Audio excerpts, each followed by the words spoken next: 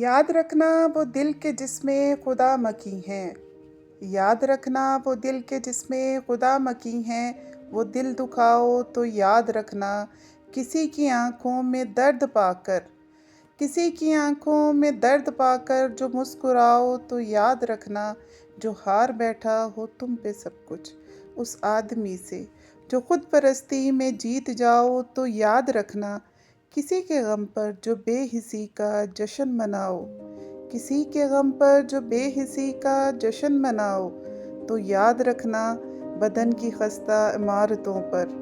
बदन की खस्ता इमारतों पर हवस का अपनी महल बनाओ तो याद रखना, किसी के चेहरे पे फिक्रे दौरां की सलवटों में। किसी के चेहरे पे फिक्रे दौरां की सलवटों में, किसी सरहाने रखी हुई भीगी करवटों में। उदास आंखों की सुर्ख माइल सी तशनगी में। उदास आंखों की सुर्ख माइल सी तशनगी में, लरसती सांसों में ख़त्म होती सी जिंदगी में। जो संग दिली का करार पाओ तो याद रखना, कि देर है पर अंधेर ना है। कि देर है पर अंधेर ना है, कि अर्श वाला ज़मीं पर भी तो देखता है। कि अर्श वाला ज़मीं पर भी तो देखता है। वो दूर बैठा करम तुम्हारे तुम्हारे खाते में लिख रहा है। वो दूर बैठा करम तुम्हारे तुम्हारे खाते में लिख रहा है। बहुत कड़ा वो हिसाब करता है, याद रखना। बहुत कड़ा वो हिसाब करता है, याद रखना। तुम उसका इंसाफ भूल जाओ हजार लेकिन। तुम उसका इंसाफ भूल जाओ हजार लेकिन। बशर की अपने हर एक लग़िश वो याद रखता है, याद रखना। किसी के गम पर जो बेहिसी का जश्न मनाओ तो याद रखना, किसी के चेहरे पे फिक्रे दौरां की सलवटों में।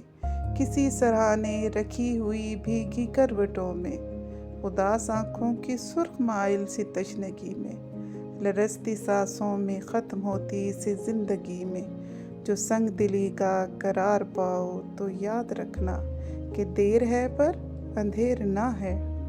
देर है पर अंधेर ना है। सायरा राहिल खान की ये नज़म थी जो मुझे बहुत अच्छी लगी। सोचा आप लोगों से भी शेयर करूं। आप लोगों को कैसी लगी है कमेंट बॉक्स में ज़रूर बताइएगा। और वीडियो या पोइट्री जो भी अच्छी लगी हो, लाइक शेयर और सब्सक्राइब करना हरगिज़ ना भूलिएगा। आज बना रही थी मैं चावल की रोटी और साग और मक्खन, जो कि एक देसी खाना है, सबको ही पता है, सबके घरों में बनता है। लेकिन मैं कोई इतनी माहिर नहीं हूँ चावल की रोटी बनाने में, और अभी नई नई ही सीखी है। पहले भी मैंने 2-3 दफ़ा शायद बनाई है, कुछ बेहतर बन जाती है। मैं ऐसे लिक्विड सा इसको बना लेती हूँ चावल के आटे को। लेकिन इसके लिए ज़ाहिर है कि सबको, जो लोग बिल्कुल नए हैं इसको बनाने में, उनके लिए कुछ एक टिप है कि अगर तवा बहुत तेज़ गर्म ना हो तो ये रोटी सही नहीं बनती। पहले आपको तवा बहुत तेज़ गर्म कर लेना है। जैसे पहले मेरी रोटी टूटी है, उस वक्त मैंने जल्दी में डाल दी। मैं वो चाहती तो वो स्किप कर सकती थी, लेकिन मैंने यही दिखाने के लिए कि इस पे आँच बहुत मैटर करती है इसको वो पकाने के लिए, कि अगर आपकी आँच थोड़ी ज़्यादा मेंटेन अगर नहीं है तो आपकी चावल की रोटी भी अच्छी नहीं बनेगी। साग हो, चटनी हो, मक्खन हो और चावल की रोटी हो तो मज़ा ही दोबाला हो जाता है। तो मेरा मकसद होता है वीडियोस बनाने का, ये नहीं कि आप अनाड़ी हैं या आपको सिखाया जा रहा है। बहुत से लोग ऐसे होते हैं जो नए सीख रहे होते हैं। सब लोग परफेक्ट नहीं होते, और किसी की कुकिंग में कोई एक ऐसी चीज़ ज़रूर होती है जो थोड़ी डिफरेंट होती है। हम लोग सीखने का अमल जारी रखते हैं, इसीलिए अच्छी से अच्छी रेसिपीज़ लाते हैं। कोई भी परफेक्ट नहीं होता, किसी ना किसी की कोई ना कोई खूबी ज़रूर होती है। कोई एक टिप भी अगर किसी वीडियो से मिल जाती है तो यही असल मकसद होता है आपकी वीडियोस बनाने का। तो इसके साथ ही मैं एक नज़म के कुछ अशार सुना के आप सबसे इजाज़त लूँगी।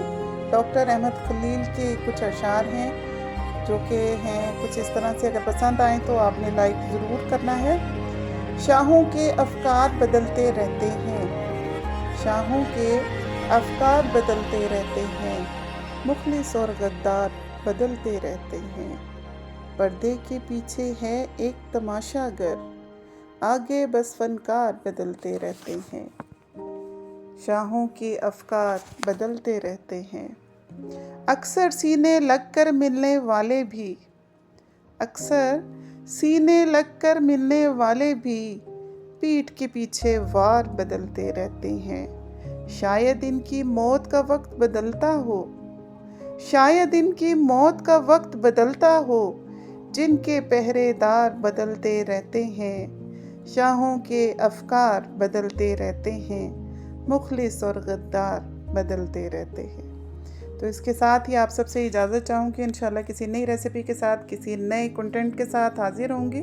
तब तक के लिए देखते रहिएगा फैमिली व्लॉग्स एंड रेसिपीज़ को। अल्लाह हाफिज़।